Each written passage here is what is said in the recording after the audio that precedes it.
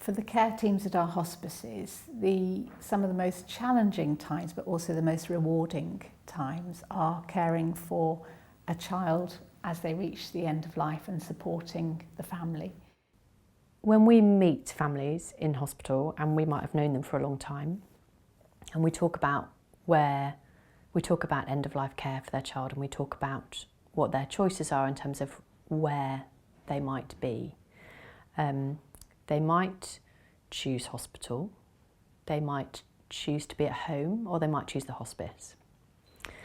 And my experience of working with families is if they have the opportunity to be in the hospice, that is the most popular choice. It's always with us that we know that Iona hasn't got, we don't know, she has got a limited life.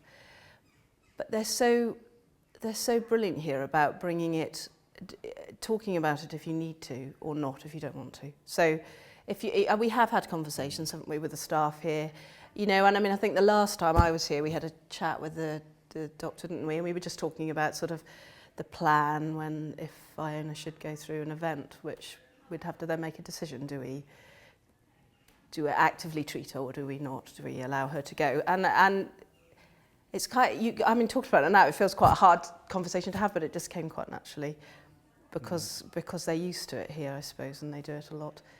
One of the most important things for families is that their child doesn't suffer, that their child is comfortable.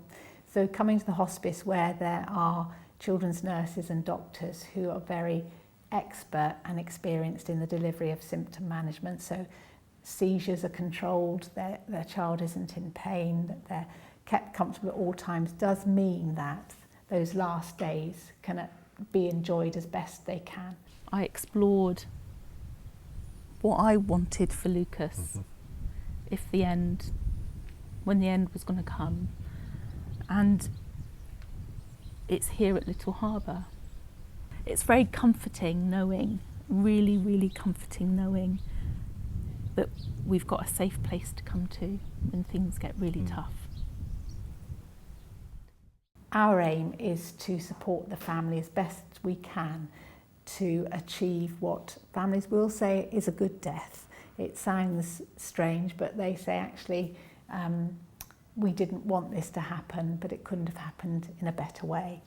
The support was incredible, to the point where you can't think in that situation, and even if you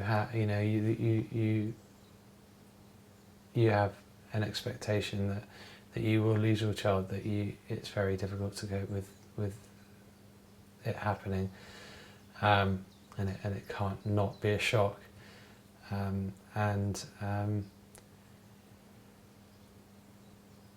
that there is a phone,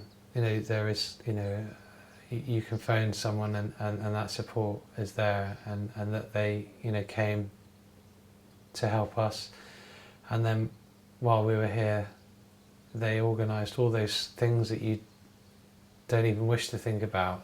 And then when the child does die, we have got Starborn, which is the special bedroom, and the family can freely go in and out of the room if they want to go and see their child, say their farewells.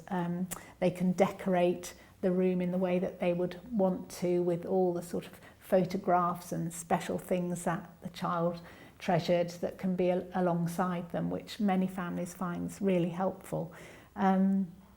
And it's not a hasty farewell. They've got time to say their goodbyes without feeling hurried, which I think is really, really important.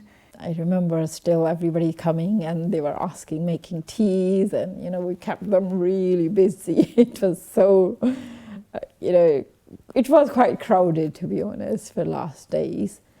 But they were okay with it, they understand it, and the way they accommodate our needs and everything, it was lovely. They were there if we needed them, but they weren't there when we didn't want them there. They didn't question anything, did they really? They just gave us whatever we needed and supported us. Yeah. And brought us endless supplies of cake and cups of tea. I think most families say they want to be able to celebrate their child's life at the funeral, and we can help them find ways of doing that.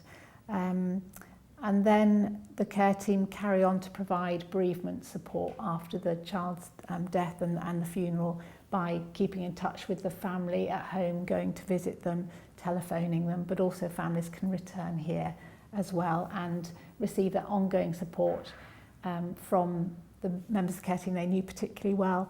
And I think what families say, what matters to them is that the person providing them the support knew and loved their child.